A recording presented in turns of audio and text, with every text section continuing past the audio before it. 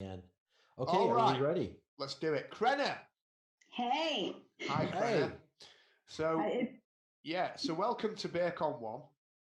Um, awesome. Great to have you. Great to hear another American accent. Um, you are apparently a programmer turned recruiter. oh, Yeah, So that's this that's is this is super cool because we wonder about the world of infosec recruitment oh, yes, we and, do. and well, how cool the industry is, or is it really shit, or is it hard, is it easy? Tell us about what you do.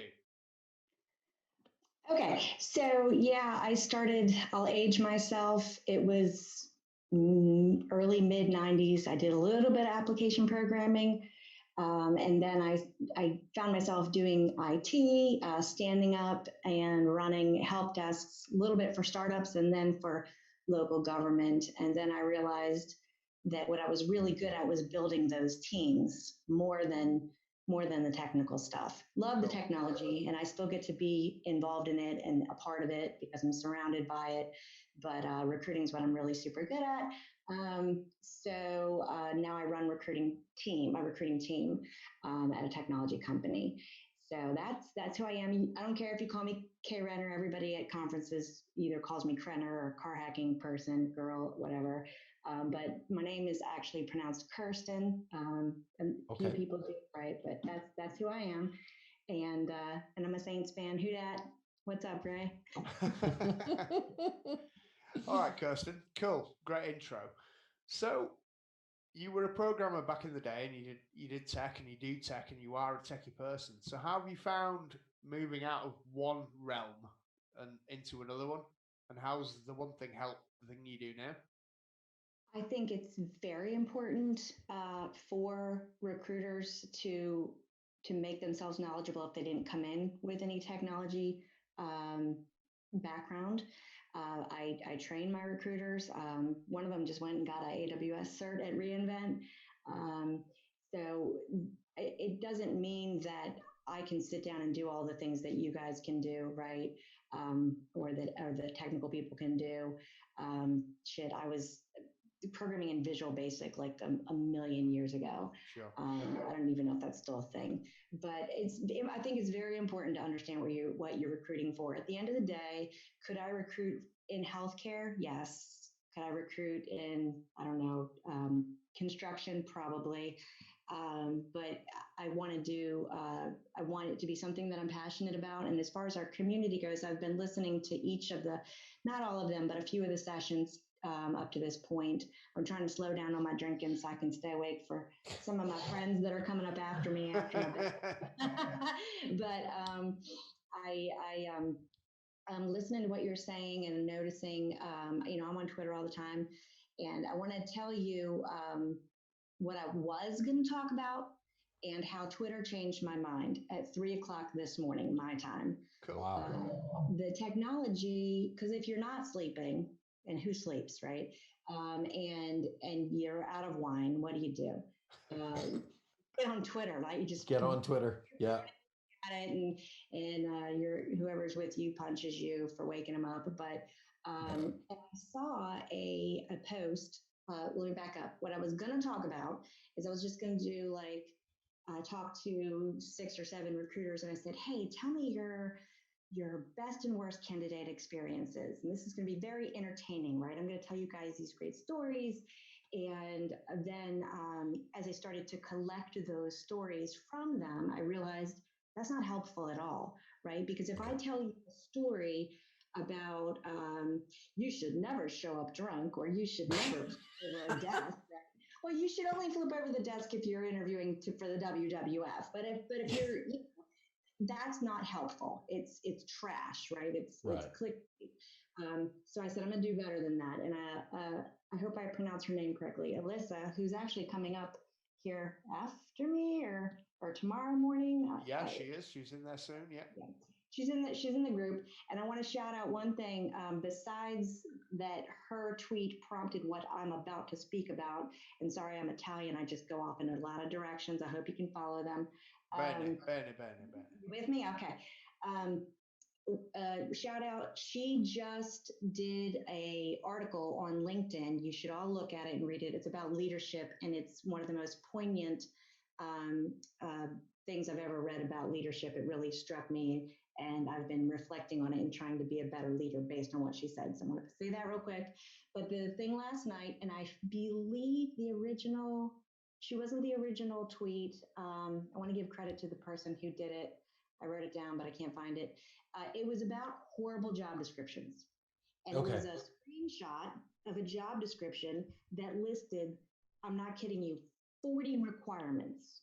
They didn't say preferences. They didn't say. Was that the Sony architecture one that got widely lampooned by the entire community? So I don't think I should say the company, and I don't think that's who the company was, but it's a big company, and some of the screenshots had the company redacted. And company size matters in this. What I want to walk you through is, in my opinion and experience, how does this happen? I have two theories, and what should you do about it? How should you respond? So do you have any questions first before? No, lay it on us. Lay it on you. Okay. We got bated breath. I haven't heard any clicking of beer can tabs opening in the last few minutes. Does that mean you're slowing down? Nice. That was amazing. It sounded like the French Revolution. That was fantastic. That was me. So I'm gonna take you to before I got into InfoSec recruiting at about the year 2000, and I did have some examples that I thought maybe would be interesting besides flipping over tables and being drunk.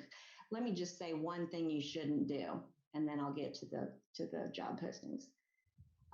The only example I wanted to point out, and I don't think very many normal non-sociopathic humans would do this, but you can do variations of this. There was a person, this was my very first DEF CON back, oh my God, 2000, it was 10 years ago or more. Wow. And I was brand new. I was a baby. I didn't know anything. I was like, they threw me right in the pool. And I had my personal cell phone number on my business cards. You know, that's how much of a kid I was. And came home after it was all over, started getting text messages from this person who wanted to be a candidate to one of the positions that I had posted on my company's website at the time, and wanted, I guess, to impress me by talking about and sending screenshots and excerpts from domestic case files from my personal past, from a very dark time in my past. And that's pretty awful. So let me just say, as a free pointer to the universe, if you're capable of doing dark, creepy things, find a better way to let people know. So that was, I don't think it ended up working out very well for that individual, but that was my worst candidate story, by the way. Just shocked, like that. It's just beyond, like, how do people really work that? I get if you're critical about a job description. I get if you're critical about, maybe the way the company treated you or their process. But to then kind of go to that dark place of like stalking or making a person feel very uncomfortable or unsafe, just what is the mental process there? You know what? And guess what, person? That doesn't even make you a hacker. No. I know all the best hackers in the world. That's not hacking. That's super Googling. That's cheap and gross, right? Those types of records, if you really wanted to figure out where I used to live, and they're public records. If you're really weird and bored.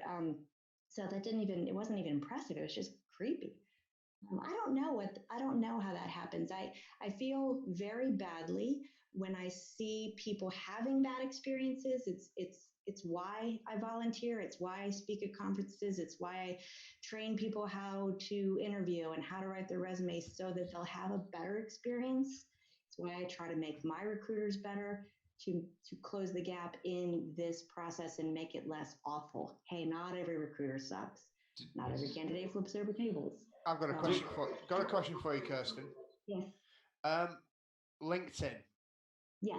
Okay. So a lot of people in industry general, whatever the mission that we're in, tends to be approached by people in LinkedIn, recruitment companies and recruiters and all that kind of stuff. Yeah.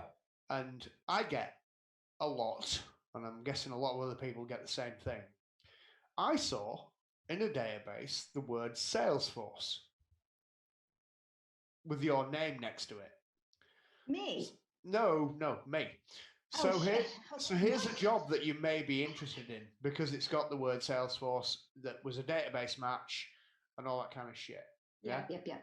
Or a very formulated template approach that says, we have a job and your profile seems to fit it perfectly. And all that Yep.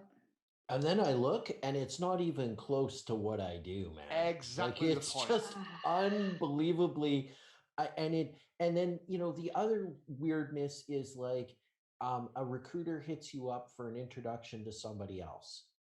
And I'm just like, I don't get it. Like, I should have prefaced with, I want to make a blanket apology on behalf of all the. It is not your fault. You're one of the good ones. No, I mean, I'm sure, and I'm sure I made mistakes back in the day. When I was a rookie, I'm sure I did. I reached out to a systems engineer and said, "Do you want to program in Java?" or something stupid like that. I don't know that that's what I did, right? Well, but that was Sean Wrightzak. I've got the best one. I had a recruiter reach out to me asking if I was interested in a job. Fine. Java, web development. Fine. I was doing all of that. Except for it was the same company in the same role. So I basically had a recruiter. I'm so sorry. So, I mean, you get these train wreck stories, but at the end of the day, you know what I wish we had? I wish we had hours, because I want to address. No, I swear, I'm ready to take the punches, right? I'm ready to have people throw tomatoes at me. I will get up on the stage and everyone can raise their hand and complain, and I feel horrible because I want to solve it. I really do. I was, that little kid running around trying to fix things. I want it to be better. Yeah, like I guess that's called a social justice warrior now. That's awesome, though. No, that is true. But I do want to make it better, and I do want people to understand. And I'm going to mention LinkedIn in my solution. Okay. If we go back to this wretched job description, it had, I think, 43 requirements. There's two different reasons that right off the top of my head I can think of why a job description would be that awful. So one of them is going to be because it was written specifically for, and my company doesn't do this, we are a legit shop, but back in the day when I did telecommunications before InfoSec, a lot of the candidates required a sponsorship for a visa, right? So let's just say the person who's a perfect fit, who could do this is back in the day now, work with me, like 3G, ETL, whatever, right? Could climb towers and CDMA, right? So there's this candidate and they need an H-1B. And so I have to file for that. So I have to follow the rules and post the job and leave it open for whatever the stated number of days is. Let's just pretend it's 5. I have to have the job open. So I'm going to very creatively write that job description in such a way that it is a for sure fit for this person. And a lot of other people won't necessarily apply to it because it's awful.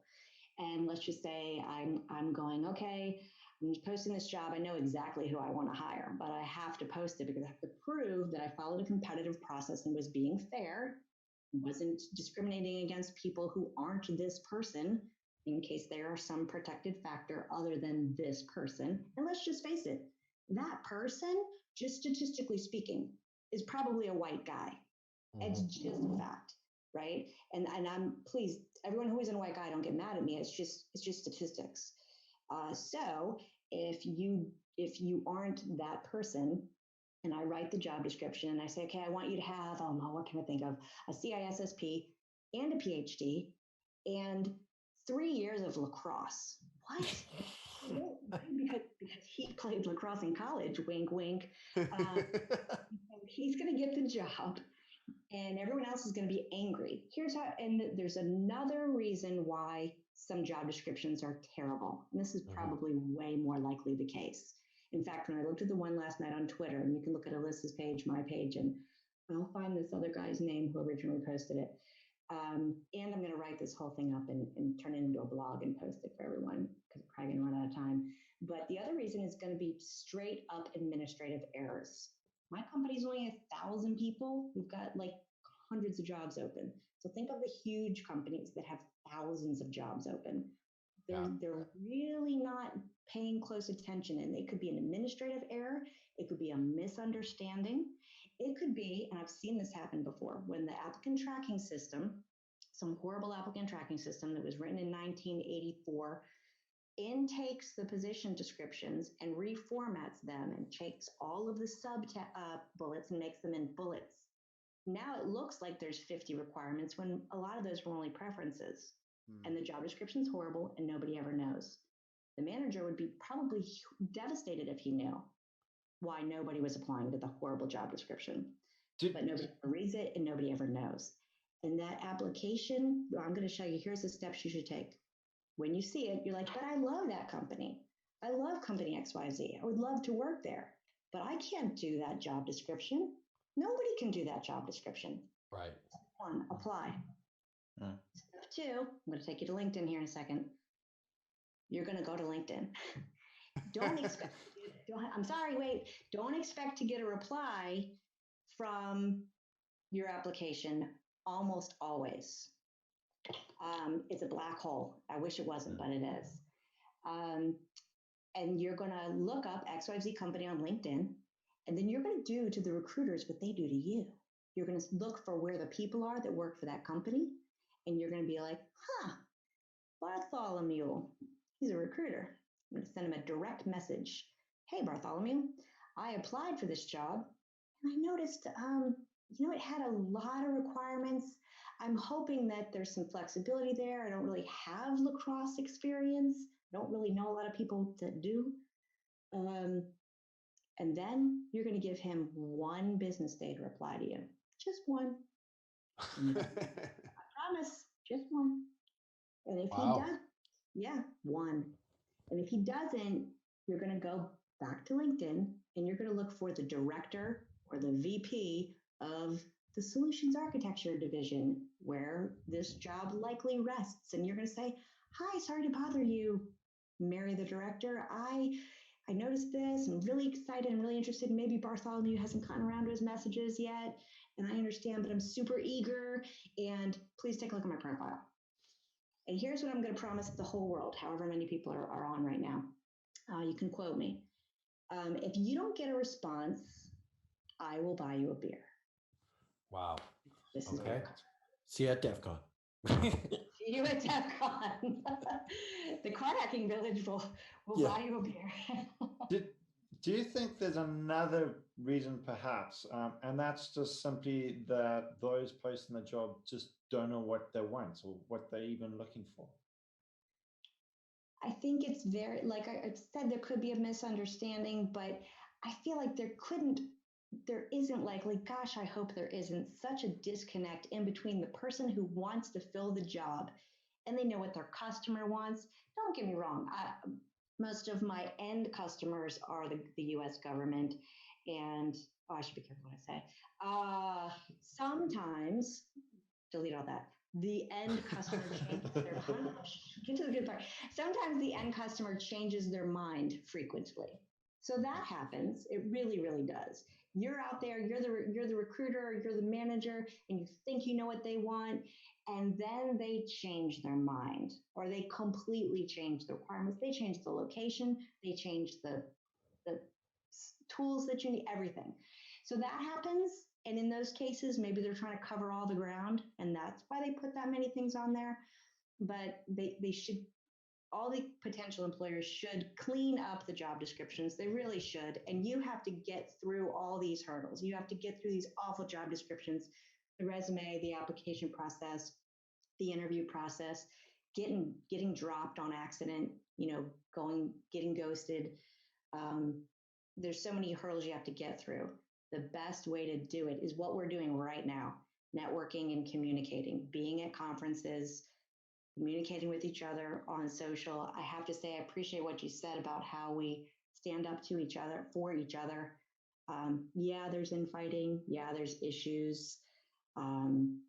This community has been so there for me. Like, I can't even tell you. Oh, I'm so glad to hear that. Yeah, giving me opportunities. And something personal happened a couple weeks ago, and everybody kind of rallied together and raised money for my family. Like, it's amazing. It's mostly overall very good. And because it's good, I can care about it so much that I can sell it very well. So Perfect. that's how I feel. Brilliant. Yeah, absolutely brilliant. Well, Kirsten, thank you very much for your testimony. Yeah. And for sharing your time with us. Really, we really appreciate it. It's perfect. It's And nice taking it on the chin for all the recruiters out there like that. Well, that's above exactly and beyond. right. Yeah, I was going to say that that we probably don't have too many recruiters on the roster for the evening. Yeah. So yeah, we really appreciate your time. So thank you very much. You're very welcome. Thanks for doing this. Yeah, brilliant. Cheers. And follow her at KRENNER. Go ahead and give her a follow. If Yeah, you go and to, I will write this up and post it for you guys. and Oh, lovely. just ahead.